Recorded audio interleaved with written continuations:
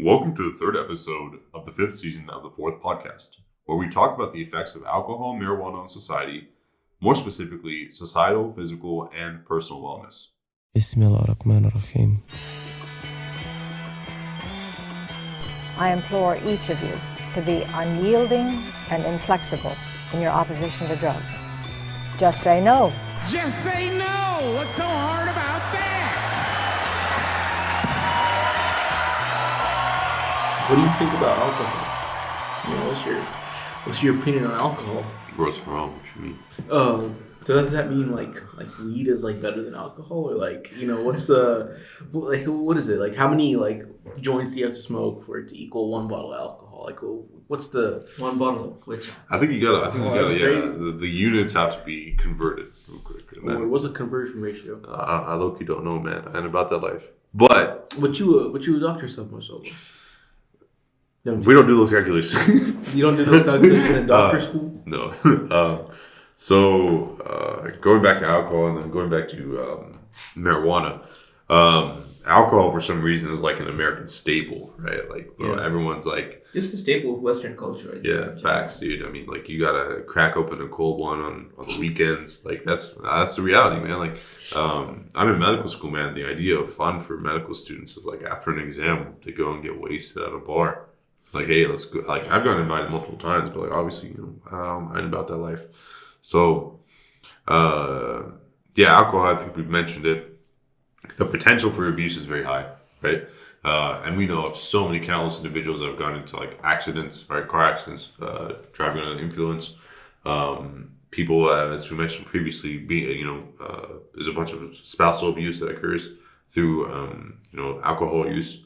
And then individuals not being aware of what they're doing and end up doing it, or they become enraged, and free their emotions through, after use of such a substance. Marijuana and weed, for whatever reason, has, and we've spoken on this in depth in terms of the American government and their role they've played on such. Marijuana, we know, is more like a quote-unquote relaxing drug, right? Where a person, they hit a blunt, smoke a joint, a bowl, whatever it might be, and it, like, calms that individual to, like, a certain degree, right? This is the difference between depressants and stimulants, right? Yeah, you could say that. I mean, I know we want to go into the discussion of like the actual implications of actually taking the drug, but I think taking a look at why people do these drugs before we go into that's going to be an interesting discussion too. Because if we look at really the underlying reason to why, I know this is really anecdotal, but like the reason most people like take drugs or drink alcohol is because they genuinely don't like their life. Mm-hmm. Like, they're trying to or escape because of social pressure, right? I mean, yeah, you also have like social drinking and stuff like that, but like when you look at alcoholism, for example, right, they're really trying to escape. Like, it's a route for escaping the problems of their life. And I think that if you really look at it and you like take a look at the crux of the issue, the society that we live in today is not optimally constructed for us to achieve contentment and happiness with our life.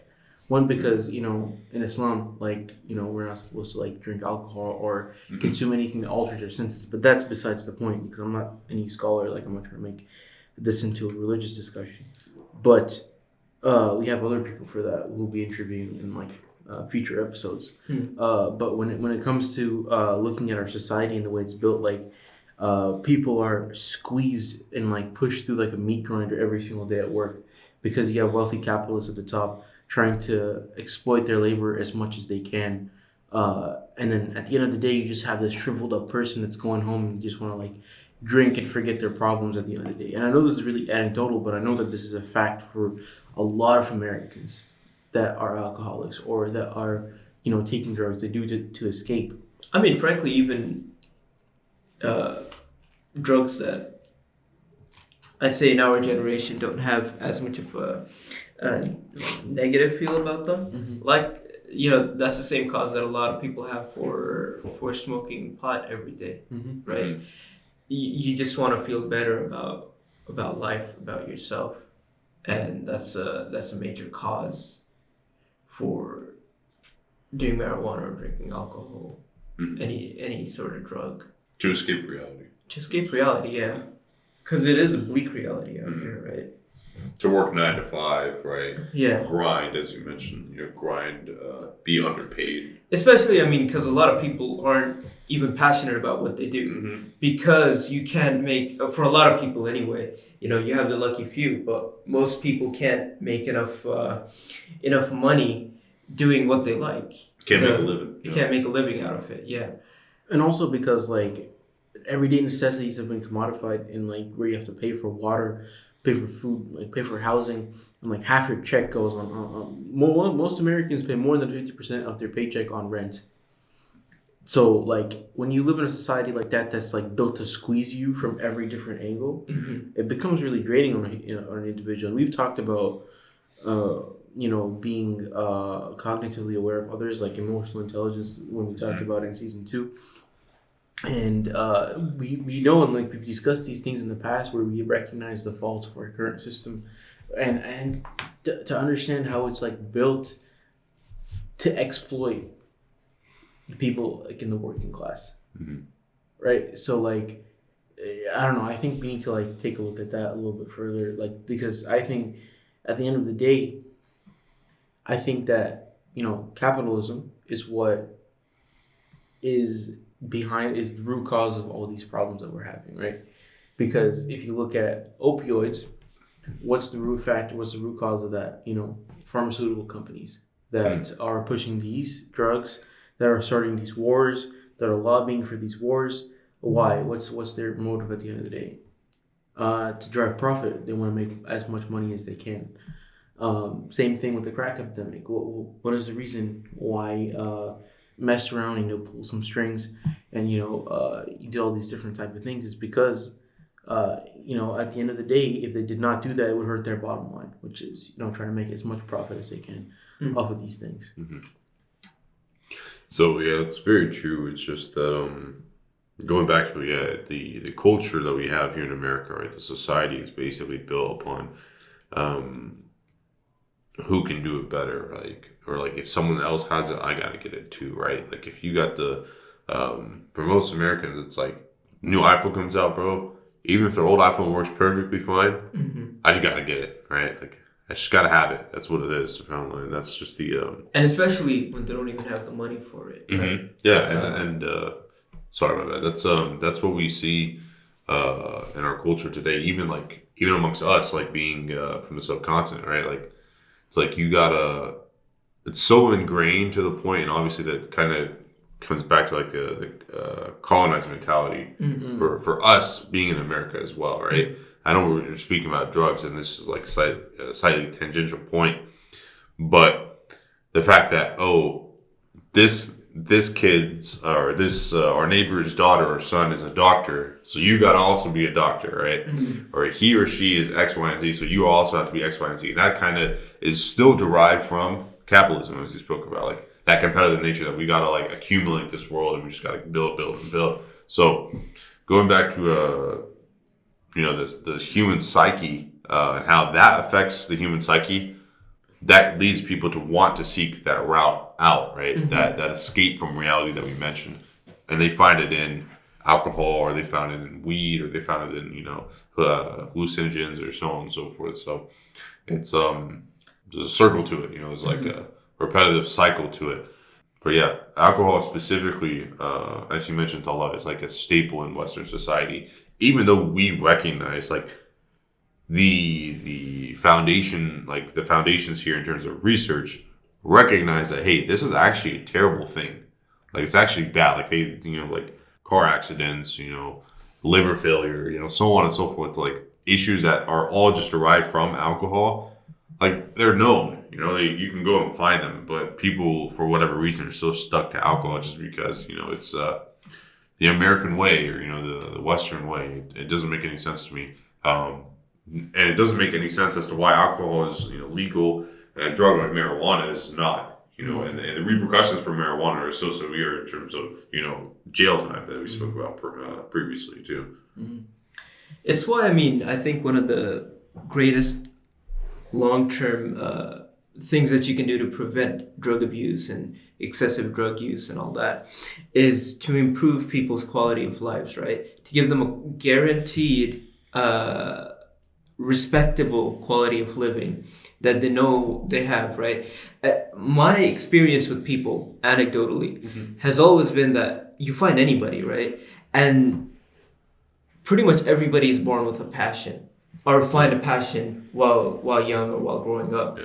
And if given the time, they would absolutely put time into it. I feel like this is true for so many people. And I don't know, I'm a people person. I love going up and talking to random people. You always find somebody they have the strangest thing that they just love, whether it be, trains or I say trains because I love trains, but or you're a train guy. I know a plane guy. I know a plane guy too. There we go. Or even acting. Right? There's somebody who's close to me in my life, and I kind of never understood him all the way through until I got to spend some time with him in summer. I always saw him as somebody who cared way too much about social media. Oh. Okay. Always following, trying to see how he can improve his follower count and, make the funniest tweet and have the funniest, I remember back when he was on Vine and all that too. Yeah. Now he's on TikTok. And I never understood it. I always saw him as conceited. Okay. And I was talking to him in summertime. I got to spend a lot of time with him because of quarantine. And he was like, look, all of this is just building up to my true passion, which is acting. I wanna make it to where I can be in movies and do that. But it's even acting in Hollywood is so commodified that you can only get there once you have a respectable amount of money and name recognition and all this kind of stuff. And this is the only way I see myself getting there because I don't have any other way to get there. Right? And if you can give people, this is the way I see this stuff anyways, that if you can give people a guaranteed quality of life, which is possible today just because of how much we produce, they would be less inclined towards drug abuse and commodifying themselves, and more inclined to follow their passion, because for a lot of people their passion doesn't make them enough money, but if they have a guaranteed quality of life, they would have no reason to not follow their passion. That's the way I see it. I have a long-running theory. Tell me. You mentioned acting. I feel like you ever heard of Ben Shapiro? Yes. Yeah. Unfortunately, as I like to call him, Ben Shapiro. I have a running theory that he's actually not a right-wing commentator. I feel like he's just a failed theater major, and he's just playing a character, but he got sucked into it. So he's just there. But I think that if Ben Shapiro was allowed a better career path, we would have all been spared from his show. That's what I definitely think, and I will stand by that. Ooh, it's a good theory. But to tie it back in, I think this is the concept of wellness, right? You can't look at these things in a vacuum. Yeah. Ultimately, you have to look at them holistically, because a person doesn't live in a vacuum, right? They're gonna go out and do drugs because they're partially influenced by their friends, because they feel like that's the only thing taking them out of their reality, because it feels good to them, because they feel like their life doesn't have any purpose. All these things will tie in, right? And contribute to a person's abuse of drugs. Okay. That's my take on it. No, for sure. There's a variety of factors that the human being is complex, right? You've got so many different things that are playing a role in why they do what they do, and whether it be alcohol, whether it be recreational drug use, you have to take those into account, right? It's necessary, whether it's problems at work, problems at home, peer pressure, as you mentioned.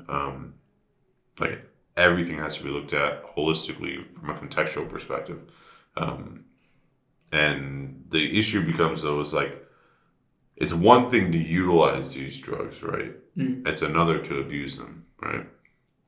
To use them recreationally, even for the American population, generally speaking, alcohol, right? If you were to use it recreationally for them, you know, and you weren't to abuse it in the manner that they do, right?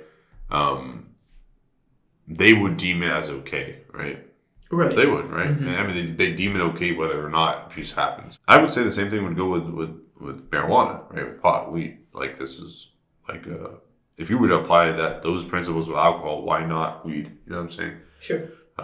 Because weed is, as we've stated before, not nearly as dangerous in terms of like the effects that it has in terms of abuse, family members, in terms of car accidents, in terms of, you know, bar fights and so on and so forth that occur. So I think it's necessary to, we already addressed the reasons why individuals indulge in such drugs. And then you look at just the side effects of both drugs, like alcohol and marijuana, and you see alcohol being so much more detrimental than weed.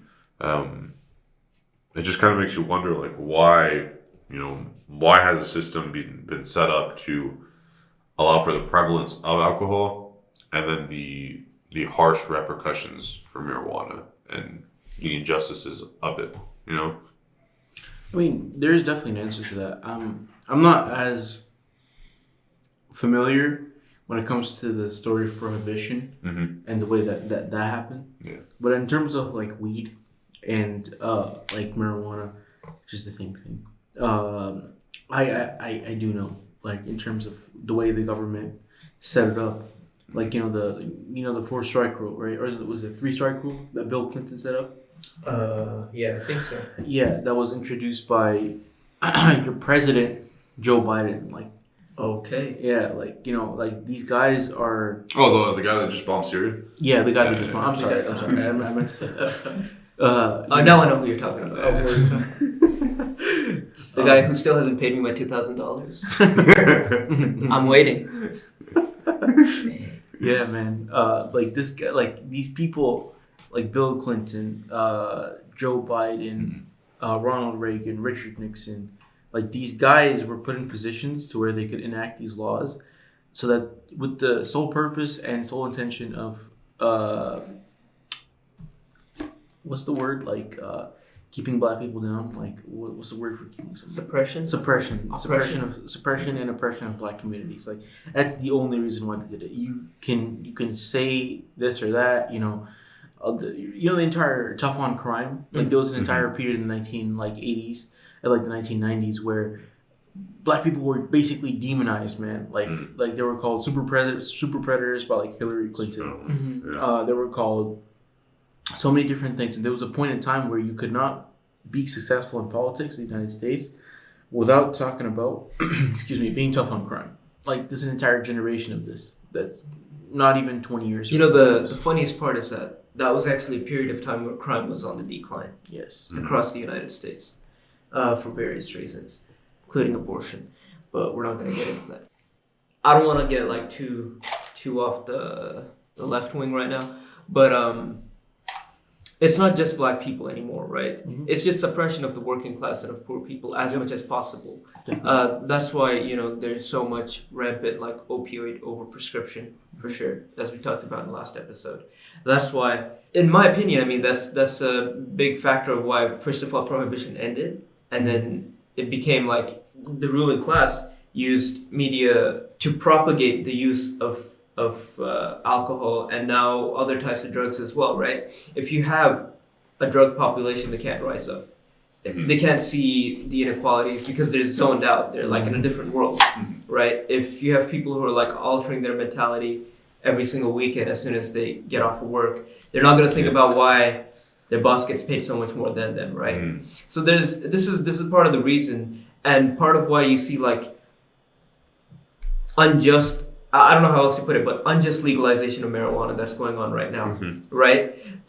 It's unjust because, first of all, a lot of people who were put in prison for marijuana charges are staying in states that have now legalized it, which is ridiculous, right? Yeah. And secondly, there's no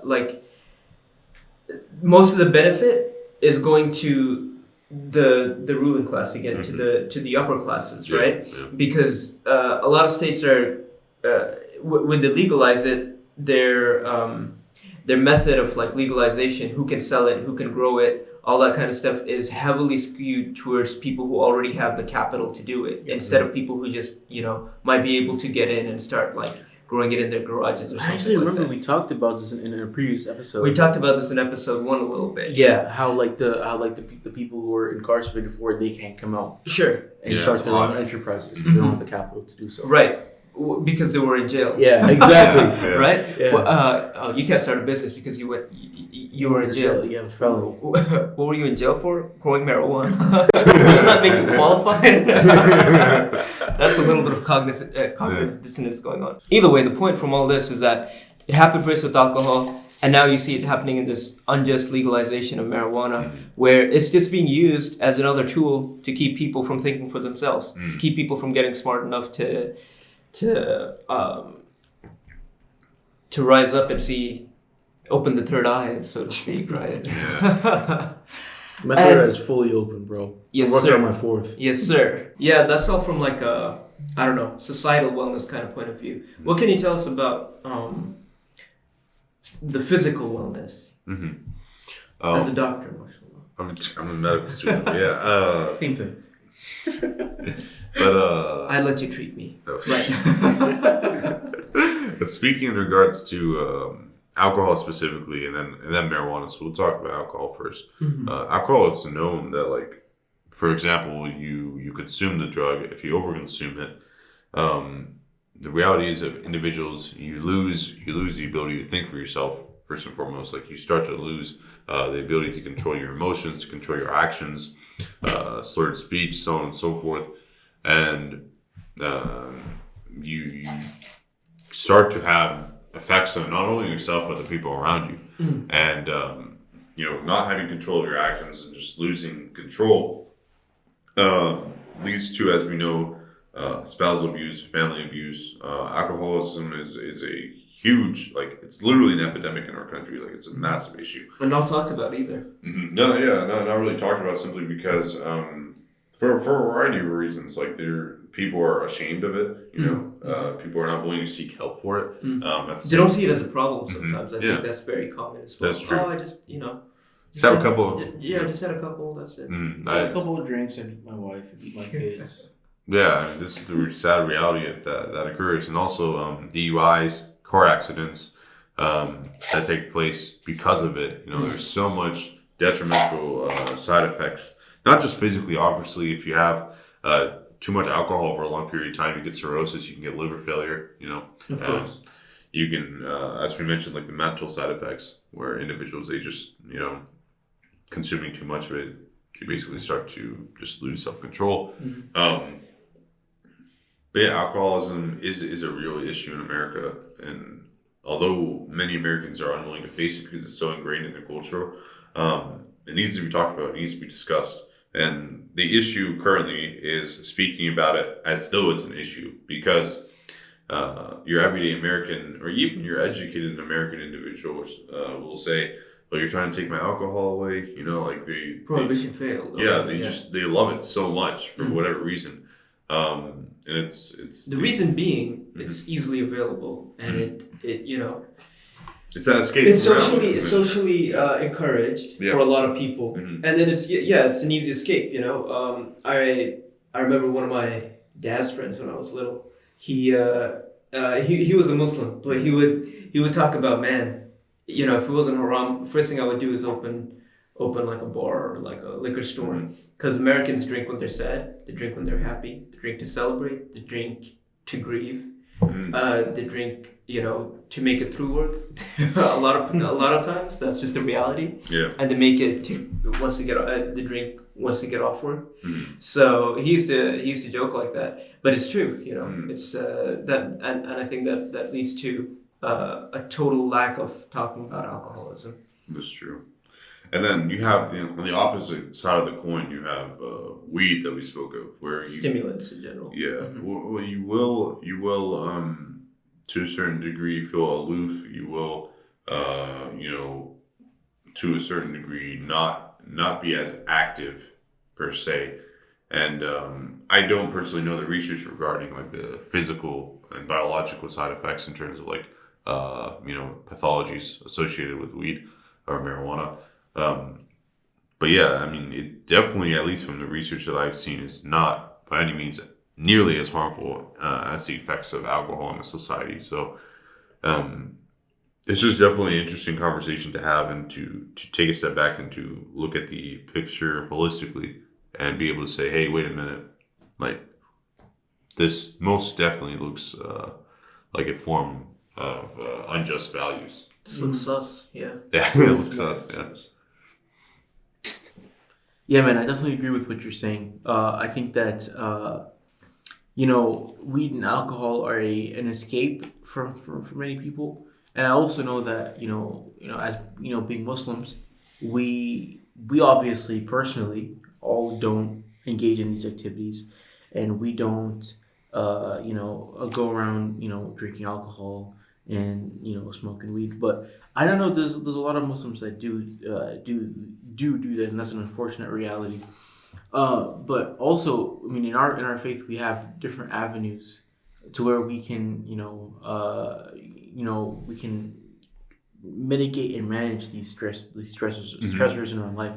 And we know we have a purpose in our life that's pointing us towards, Allah subhanahu wa ta'ala. Like, we always know that that's the end goal. And a lot of people who are not Muslims, they don't have that. I mean, I know, Ali, you can maybe expand upon that a little bit. Like, talk about how... Yeah, of course. As you just mentioned, weed and alcohol, they're drugs that we as Muslims we don't consume for obviously religious purposes, and as you mentioned as well, there are some individuals that do consume them, and that for whatever reason is one of their quote unquote escapes from reality, just as you would see in any American citizen. Additionally, there's also like the topic of how do we as Muslims find that escape as well. So we have our own different venues and our own different avenues to where we can recognize the reality of this world, and then also recognize the goal that we're after, as you mentioned too. So that's definitely something necessary to speak about, and actually we're going to have a speaker that's more qualified than all of us to talk on that topic in more detail and give more information and more more of an accurate depiction. He's actually the person we first interviewed in our first season. His name was Ustad Isa. So we'll be, discussing these topics from a more Islamic point of view, as we hope to do so more in the future, inshallah. Thank you all for tuning in again to the Fourth Podcast. Be sure to give us a follow on Instagram at thefourth.productions and Twitter at thefourth_prod, PROD. And be sure to tune in again next week, when we will be having a special guest to discuss his personal experiences and the religious aspect of the topic of drugs. As of now, we hope you have a great rest of your week. That reminds me of another one of my theories.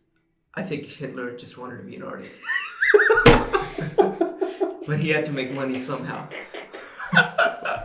Oh, man. Oh, no.